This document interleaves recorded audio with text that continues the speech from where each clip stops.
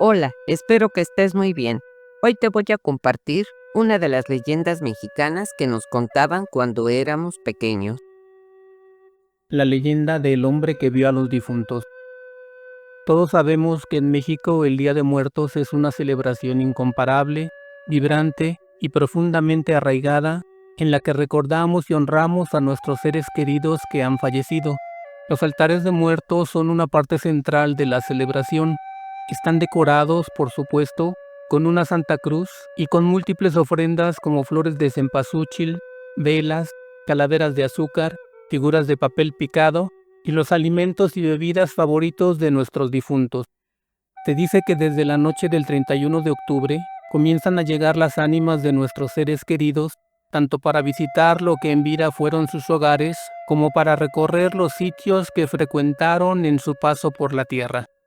Cuenta la leyenda que hace muchísimos años, en vísperas del Día de Muertos, un venerable anciano de nombre Francisco, de manera muy cuidadosa, diseñó un sencillo plan para poder ver a las ánimas que se aparecieran por su casa. Una parte fundamental de dicho plan descansaba en una arraigada creencia popular, la de que por las noches los perros aúllan cuando ven las almas de quienes han muerto, pero vagan todavía por este mundo.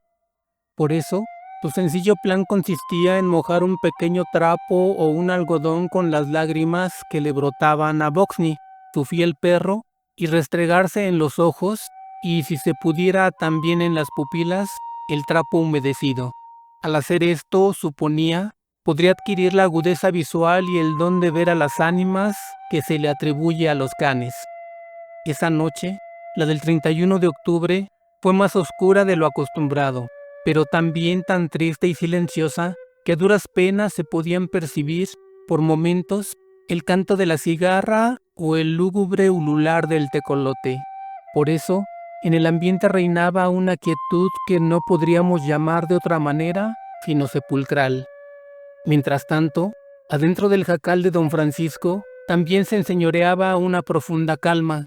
Sus hijos, sus nueras y sus nietos dormían profundamente, al tiempo que el humo de un leño resinoso, que ardía en un rincón, se esparcía por toda la estancia. Solo don Francisco estaba despierto y con toda la intención de ejecutar su plan. Al fin podría averiguar si era verdad que las ánimas eran capaces de retornar, aunque fuera por un día, al mundo de los vivos. Luego de acariciar a su fiel perro, echó a andar el plan que tanto había repasado durante sus largas noches de insomnio. Con las lágrimas que brotaban de los ojos del animal, impregnó un pequeño trapo y con este, casi de inmediato, se frotó sus propios ojos. Para obtener mejores resultados, efectuó la misma operación varias veces. Luego de quedar satisfecho, pues se sentó en un rincón de su casa en el que, a través de las paredes construidas con varas, podía mirar sin ningún obstáculo hacia su patio y más allá, donde imperaba una profunda oscuridad. Cuenta la leyenda que don Francisco, como es natural, estaba dominado por la inquietud y la incertidumbre, y no era para menos, pues estaba a punto de ser testigo de uno de los más profundos misterios del más allá.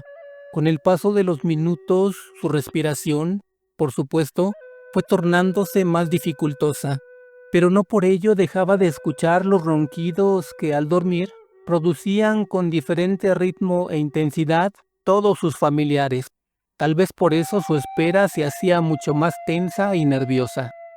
En eso estaba cuando, de repente, mirando hacia el oscuro cielo, pudo darse cuenta de que aparecieron unos pequeños puntos luminosos como si se tratara de una legión de cocuyos.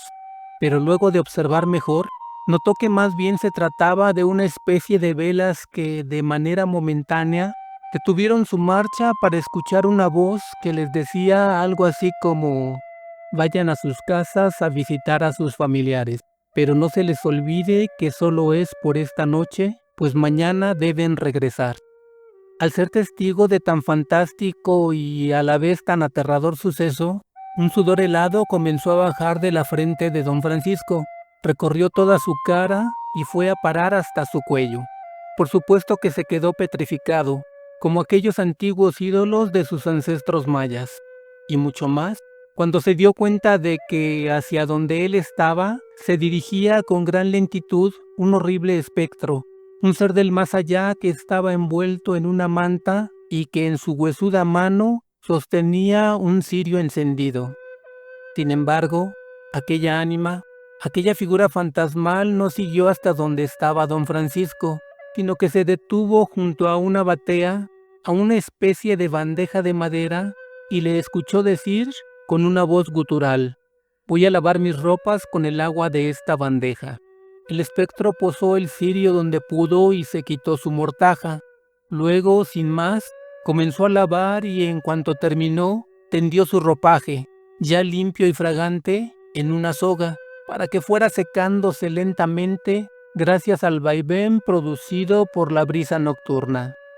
Se dice que, todavía petrificado, un intenso escalofrío recorrió el cuerpo de don Francisco al ver que el cirio, y no el espectro, se movía como si fuera dueño de su voluntad en dirección a la entrada de la humilde choza.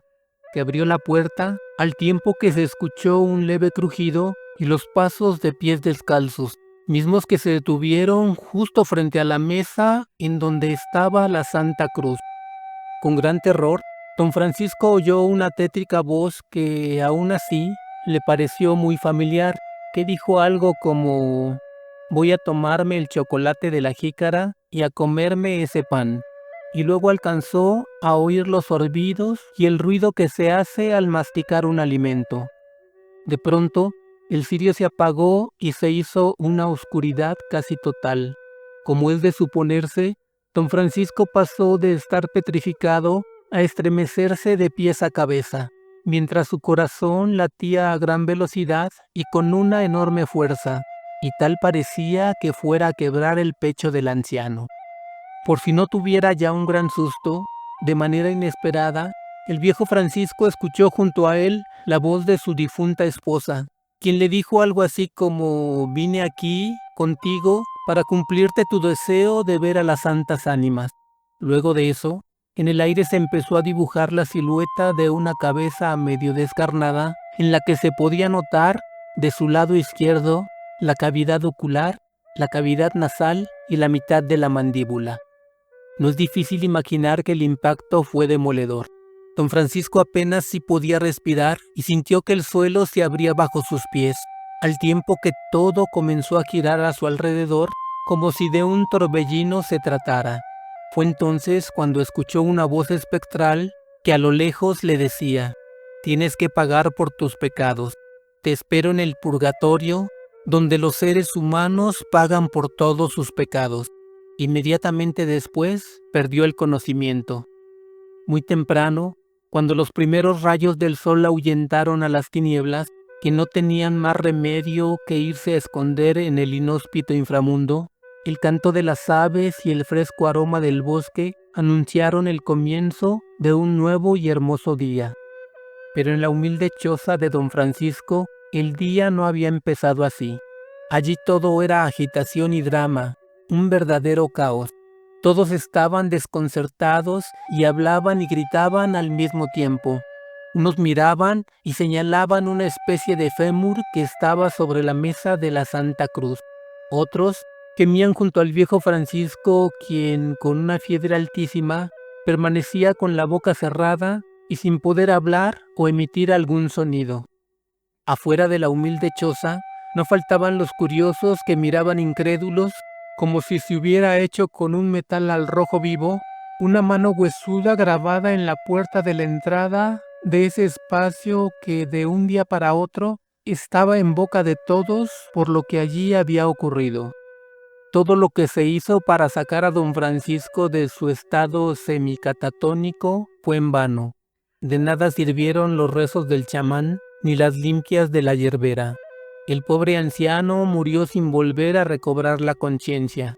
A quien fallece en el Día de Muertos o durante estas celebraciones se le llama Cuchquip o cargador de velas, ya que los recién muertos tienen la encomienda de cargar las velas, los panes, los alimentos y las flores de todos los antiguos difuntos que vienen a gozar de las fiestas y ofrendas que se dedican en su honor.